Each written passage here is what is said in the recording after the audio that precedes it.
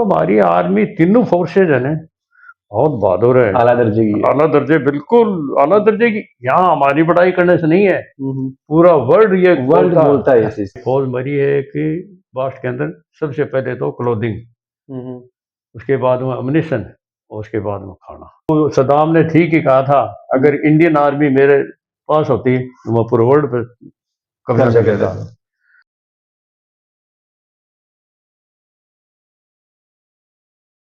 तो लड़ाई में देखो ऐसा है कि आजकल तो लड़ाई में कोई नहीं, खाना भी कोई चिंता की बात ही नहीं है। लड़ाई में फौज जाती है, उसके पीछे पीछे एडम का बंदोबस्त हो जाता है।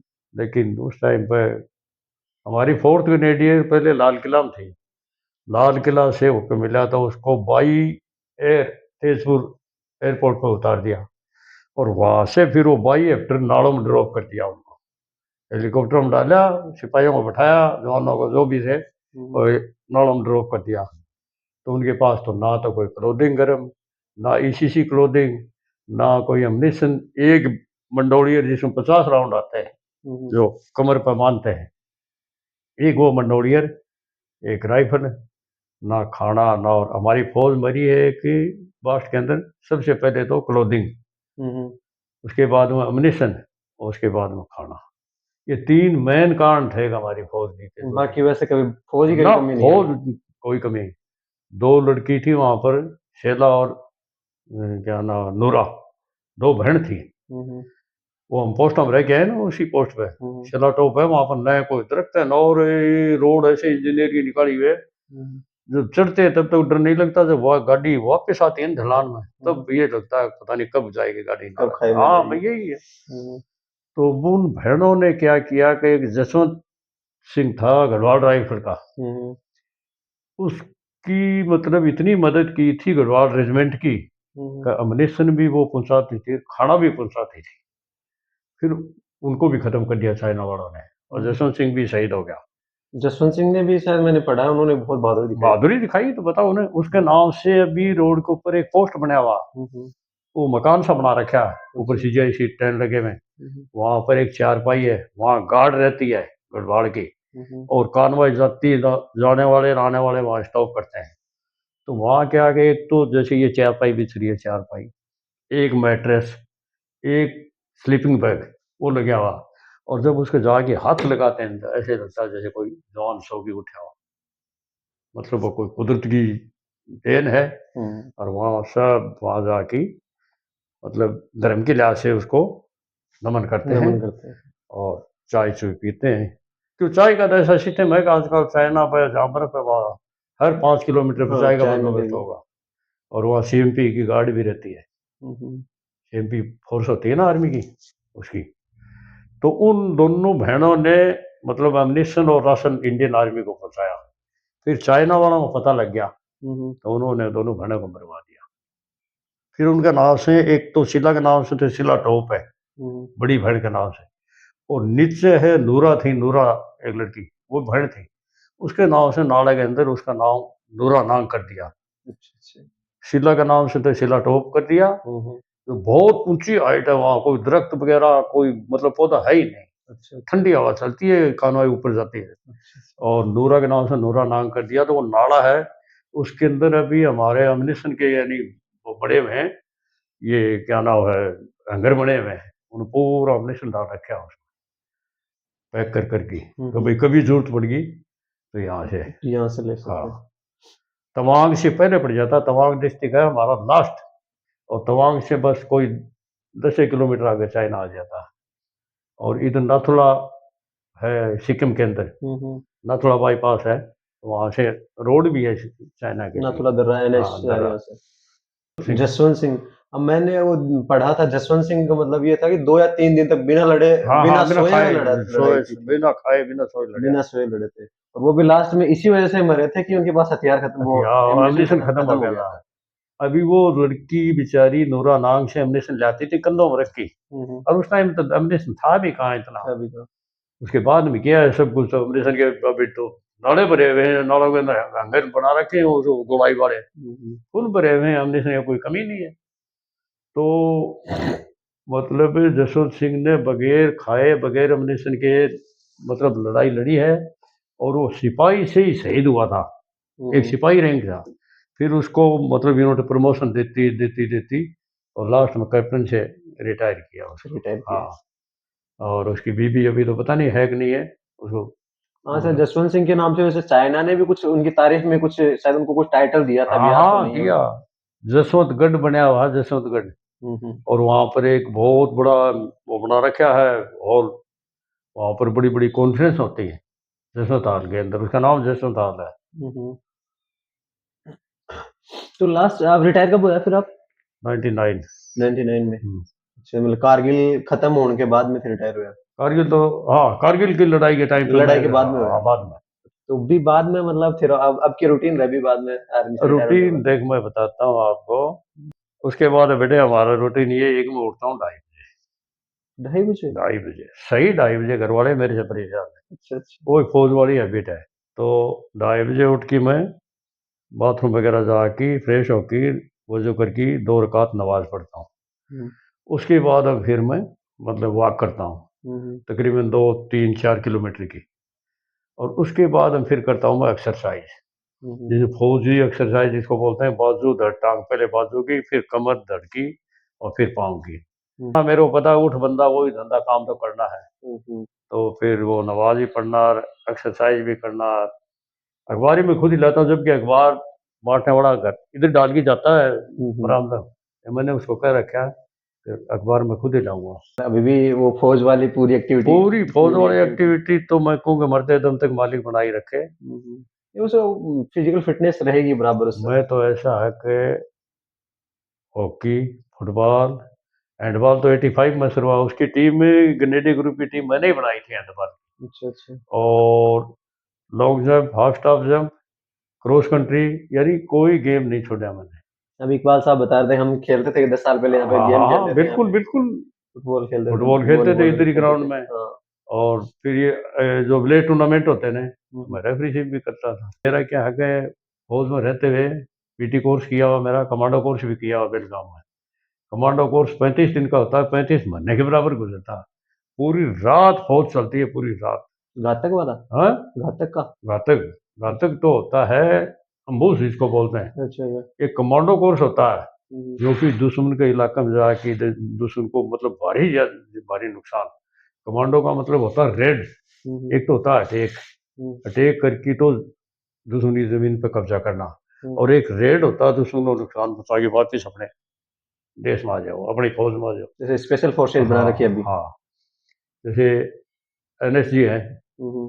ये कमांडो ही है। कमांडो। ये इसमें है ना मानेसर हाँ में हाँ, एनएसजी। सेंटर है। हाँ हाँ। और आजकल तो जैसे पैरा रेजिमेंट है, पैरा रेजिमेंट। तो पैरा रेजिमेंट तो तकरीबन कमांडो ही होगी है। कमांडो की। कमांडो का मतलब यही है कि कमांडो दुश्मन के इलाके में रुकेगा नहीं। हम्म, वहाँ दुश्मन को, जैसे आरटी की गन है, उसके अंदर ग्रेनेड छोड़ दिया अंदर, प्राइम कर की ग्रेनेड ने पिन निकाल गई, तो फटेगा तो गन पूरी बेकार हो जाएगी। हम्म। ऐसे टैंक का हार्बर होता है, उसमें नुकसान पहुंचाना, गाड़ी का हार्बर में आग लगा देना, मतलब जितना जल्दी नुकसान करके वापस हाँ आना। वापिस आ जाओ, वहाँ रुकना नहीं है कमांडो को। हम्म। आजकल तो वैसे भी तकनीक बहुत बढ़ टेक्निक गई बढ़ है, रही है वो टेक्निक चीज बढ़ तो। गई, हम्म। हथियार भी ऐसे हो गए। एक साइलेंसर कार्बाइन होती है, उसका मतलब आवाज ही नहीं होती उसकी।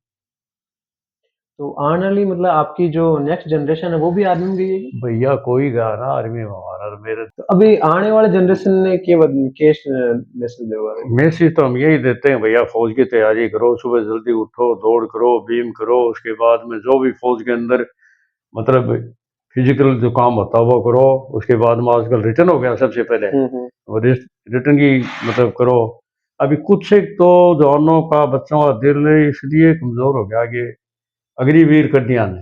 हाँ। अभी अग्निवीर का सबको पता है कि भाई आफ्टर रिटायरमेंट कोई फैसिलिटी कोई नहीं है, फैसिलिटी नहीं। ना तो इनको डिस्चार्ज बुक है, हम्म। ना इनके लिए कोई अलग से कोई नौकरी का, सिर्फ ये कहना है कि भाई हम मिनिस्ट्री में दिला देंगे, ये कर देंगे, वो कर देंगे, पैरामिलिट्री फोर्स में भेज देंगे, बीएसएफ में दें, आईटीबीपी में, तो फिर वो कहाँ जाएंगे। हम्म। उसके बाद में ना इनके लिए कोई मेडिकल की, ना पेंशन की है, पेंशन ना डीपीडीओ की है, ना सोल्जर बोर्ड की है, यानी कोई मतलब फौज फैसिलिटी के कुछ लिहाज भी से नहीं। फैसिलिटी नहीं। इनके पास तो कोई रिकॉर्ड भी नहीं है, जो डिस्चार्ज बुक में रिकॉर्ड होता है कोई इस आदमी ने इतने साल पुराना ग्रुप के अंदर नौकरी की है। सर्विस की है। फिर उसके बाद वो रिटायर होने के बाद माँ बाप का पूरा हवाला होता है डिस्चार्ज बुक में, फ्री में इलाज होता है, तो फिर ये करे क्या। अभी यहाँ तक हो रहा है कि ये तो जवान जो अग्निवीर है ये 8 घंटे की ड्यूटी करते हैं, उसके बाद फका बोलते हैं हमें क्या मिलेगा, क्या कुछ भी नहीं हाँ मिलेगा। सही बात है वो चीज तो। अभी वो अग्निवीर जाते हैं 4 साल के लिए, तो जाने के बाद वो तो अपने यहाँ वापस आने की तैयारी शुरू कर देते नहीं हैं। फिर वो वही बात है ना जो आप बोल रहे हो कि जैसे उस टाइम पे जवान मरने मारने के लिए तैयार था, बिल्कुल बिल्कुल। अभी वो क्यों तैयार होगा 4 साल के लिए? भाई तैयार तो इसलिए नहीं होगा, उसको पता है कि कुछ मिलेगा भी नहीं। रिटायरमेंट के बाद में कुछ नहीं है, हाँ, और अगर तैयार होंगे सिर्फ मौत मिलेगी और कुछ नहीं कुछ नहीं मिलेगा। होगा।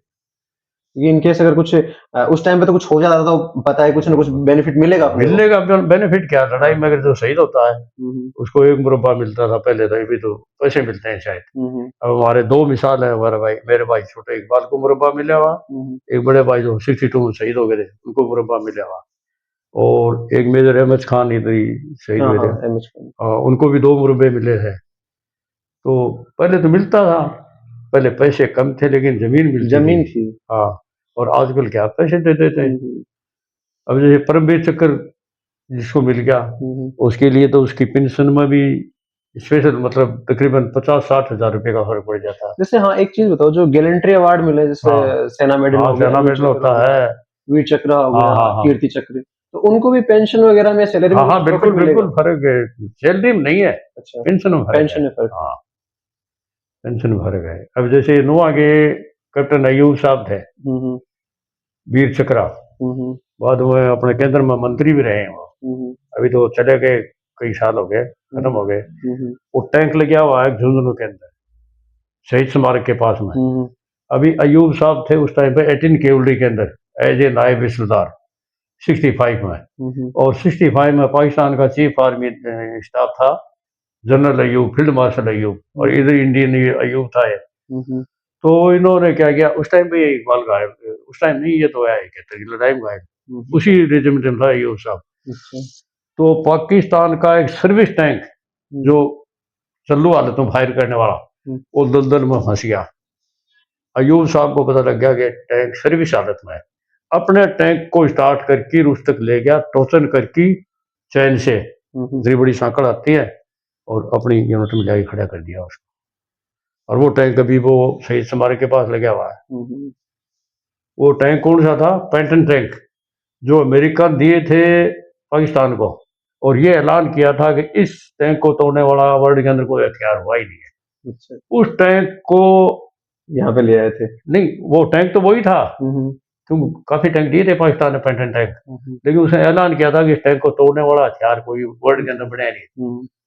उसके बाद company quarter master Abdul Hamid, fourth grenadier का, गाजीपुर डिस्ट्रिक्ट का, उसने क्या किया, आरसी रिकॉइल गन होती थी जो कि टैंक को मतलब हिट हो गया तो टैंक तबाह हो जाता है, तो जीप माउंट होती थी, जमीन से फायर करते थे, उसकी बैरल होती थी तकरीबन 15 फीट की। तो अच्छा, अच्छा, तो उससे उसने पहले दिन तो तोड़े 3 टैंक पाकिस्तान के, उड़ा दी, उनकी घोड़ी खेल दी, और दूसरे दिन तोड़े 4 टैंक, तो टैंक धक धक करके सब जल गए। फिर चौथा राउंड फायर करने लगे ने, जब टैंक को पता, लोकेशन का पता लग गया, फिर उसने डेट को भी पूरे को खत्म कर दिया पाकिस्तान वालों ने। अभी उसकी गन, आरसीएल गन, वो जीप टूटी, उसको रिपेयर करके वो हमारे सेंटर में लगी हुई है। अच्छा, हाँ, उसने 7 टैंक तोड़े। उधर हेक्टर से मेजर जनरल ड्यू कमांडर, उसने रेकी की देखा, किसी ने पूछा बोले इस आरसीएल का डेड कमांडर कौन है? बोले company quarter master Abdul Hamid, शहीद अब्दुल हमीद, फोर्थ ग्रेनेडियर। उसी टाइम पे मैसेज कर दिया, और हमारे प्रेसिडेंट ने परमवीर चक्र से, हाँ, बहुत बहादुरी का काम किया बहुत था, बहादुरी। आंखों देख लिया है कि इतने बड़े जनरल ने, तो उसने उड़ा दिए 7 टैंकों में, ऐसे परीक्षे से उड़ाए जो तो पैटर्न टैंक रह गए साले, कहीं धरे थे बरंदम बीड़ी पीते रह गए, उड़ा दिए उसने। अब जैसे वो अभी जो अभिनंदन था विंग कमांडर हाँ, एयरफोर्स तो वाला, उसने अमेरिका का F-16 को उड़ाया था हाँ मिग हाँ 21 से, उड़ा, उनका भी यही था कि F-16 को कोई उड़ा नहीं सकता। F-16 ने हवाई जहाज 16 दिए थे पाकिस्तान ने, 16 ही हवाई जहाज दिए थे F-16, वो उसका नंबर भी F-16 था। तो वहाँ उसने, अभिनंदन ने, हमारा जो हवाई जहाज फाइटर था MiG-21 उससे उसको यानी नस्तो नाबूद किया था। फिर उसका सब कुछ उसने दिखा भी दिया कि ये बोलते हैं कि F-16 नहीं है, पाकिस्तान बोलता हमारे तो सब गैरेज के अंदर खड़े हैं, बोले देखो अमेरिका का है कि नहीं है। तो हमारी आर्मी तीनों फोर्सेज है ना बहुत बहादुर है, आला दर्जे की है। आला दर्जे, बिल्कुल आला दर्जे की। यहाँ हमारी बड़ाई करने से नहीं है, पूरा वर्ल्ड ये वर्ल्ड बोलता है ये चीज। तो सदाम ने ठीक ही कहा था, अगर इंडियन आर्मी मेरे पास होती तो मैं पूरे वर्ल्ड पे कब्जा कर देता। तो लोगों को विश्वास है, एक हमारी ईमानदारी का, जैसे यूएनओ के अंदर हमारी फौज जाते हैं, कभी कोई उल्टे काम, जैसे कोई क्या है अगर औरतों के साथ लड़कियों के साथ कुछ कर देते हैं, नहीं, हमारी आर्मी का कोई ऐसा केस आया ही नहीं। इसलिए यूएनओ के अंदर इंडियन आर्मी की मांग सबसे पहले होती है और इंडियन आर्मी जाती है। एक पलटन जाएगी तो 2 फेजों में जाएगी, वो पलटन आके एयरपोर्ट दिल्ली में रहेगी, हाफ आदमी चले जाएंगे, 6 महीने के बाद वो आ जाएंगे, दूसरे बदली कर देंगे। और बात बताऊं आपको मैं, कभी सोचोगे कि साहब बात क्या करें, जैसे कई बोलते हैं ना कि यार फौज के अंदर भाईबंदी होने लगी है, कोई भाईबंदी नहीं है। अगर हमारी जैसे मुसलमानों की कंपनी है, हमारा कंपनी कमांडर कोई राजपूत होगा, कोई अहीर होगा, कोई सिख होगा, कोई भी होगा, लेकिन वो कंपनी के जवान को ऐसे चाहेगा जैसे उसका भाई या बेटा हो, बिल्कुल वो जान देने के लिए तैयार हो जाएगा। तो अवसर हमारे ऐसे, तभी तो कंपनी चलेगी। हाँ, तभी चलेगी कंपनी। बहुत, अभी हमारी कंपनी है कैम खानियों की तकरीबन 10-12 कंपनी है, 15-13 कंपनी है गनेडी ग्रुप के अंदर, जबकि हीरों की तो सिर्फ 3 कंपनी, गुजरों की भी 3 ही है। लेकिन सबसे पहले जो अफसर कोई दूसरी यूनिट से आएगा ना, पोस्टिंग होगी, तो सीओ को ये बोला था मेरे को कैम खानी कंपनी में लगा दो। क्यों? बोला भाई कैम खानी कंपनी में क्यों लगा दें तेरे को? बोले साहब लगा दो। बोला मैं तेरी बात समझ गया, किस लिए? ये कैम खानी मुसलमान दारू पीते नहीं है, और कंपनी कमांडर बंगला जाए ठाड़ से सोता, उसको ये फिक्र नहीं कि रात को कोई पंगा हो जाएगा, ठीक है ना भाई, जाट है, सरदार है, और है तो इनको पंगा कर लेंगे रात को, लड़ाई झगड़ा कर लेंगे और कुछ कर, कंपनी कमांडर को समस्या होगी। तो कंपनी कमांडर फिर यही कहेगी, वो बोला भाई कितनों को क्या खानी कंपनी में लगाओ, एक ही तक शिक्षा है। हमारा एक गनेडी मेजर ज्ञानचंद साहब आए, बीकानेर में पोस्टिंग हुई लड़ाई के बाद में। तो सीओ साहब गुप्ता साहब ही थे दिल्ली के, तो शिव साहब से मिलने के लिए गया मेजर साहब, वो था जेंडके का ज्ञानचंद साहब, और बाईकास्ट था वो खाती। अच्छा। तो बोले बोल भाई ज्ञानचंद तेरा कौन सी कंपनी में लगाऊं? बोले साहब मेरे को डेल्टा कंपनी में लगा दो। डेल्टा कंपनी, कैम खानी कंपनी? बोले हाँ। बोले क्यों? बोले साहब लगा दो। क्यों? मैं तो रिक्वेस्ट कर रहा हूँ। बोला मेरे को पता है कि वो दारू नहीं पीते हैं, ना कोई झगड़ा करते हैं, ना कोई और कंपनी कमांड ठाड़ से सोता आराम से। दूसरी कंपनी को दारू नहीं पीता? ना ना बिल्कुल भी नहीं। क्यों?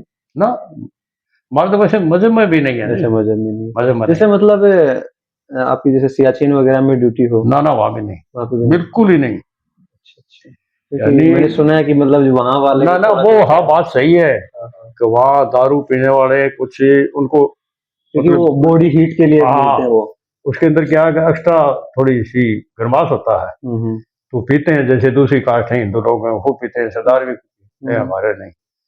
हमारे पोस्टों पे दारू ड्रॉप भी नहीं होती है, जैसे हेक्टर से या एयर से ड्रॉप होती है ना, छोटी आती है उसमें ड्रॉप होती है। अब मैं मिजोरम में था क्वार्टर मास्टर, और दुनिया भर की दारू ड्रॉप होगी। फिर उधर मैंने बताया पोस्ट मार्टम साहब ये दारू आ गई अपने, अब ये करें क्या? उस टाइम कांच की शीशी आती थी।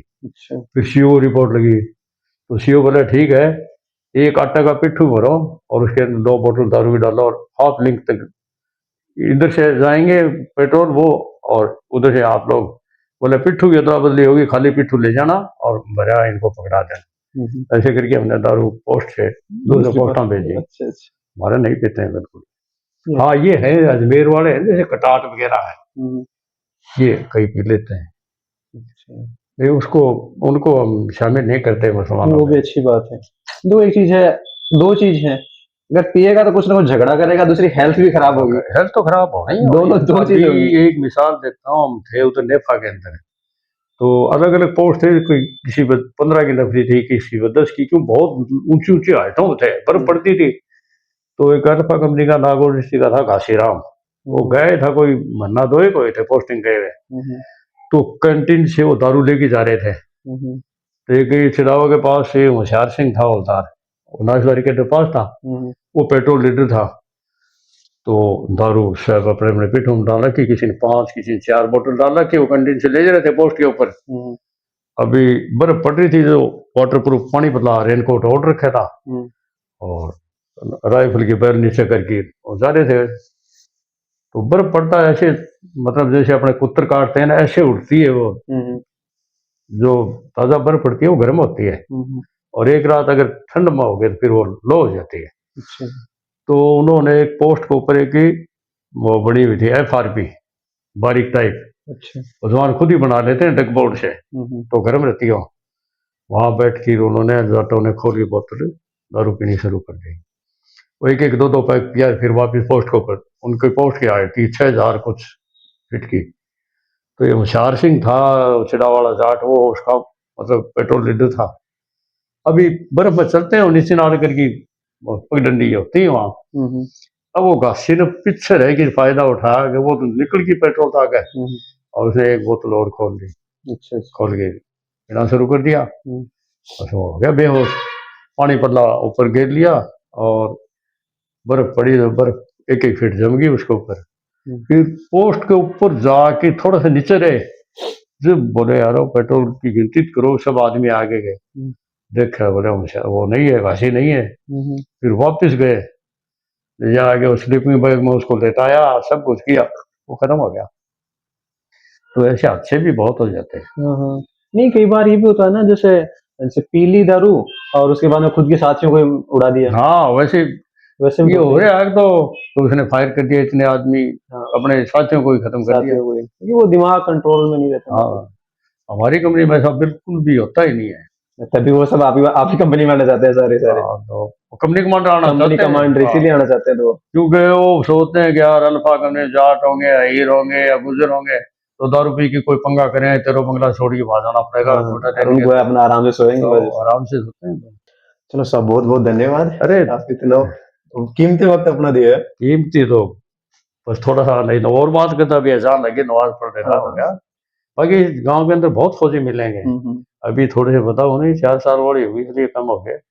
हमें 8 भाई थे, 8 में 7 अब इंडियन आर्मी में थे।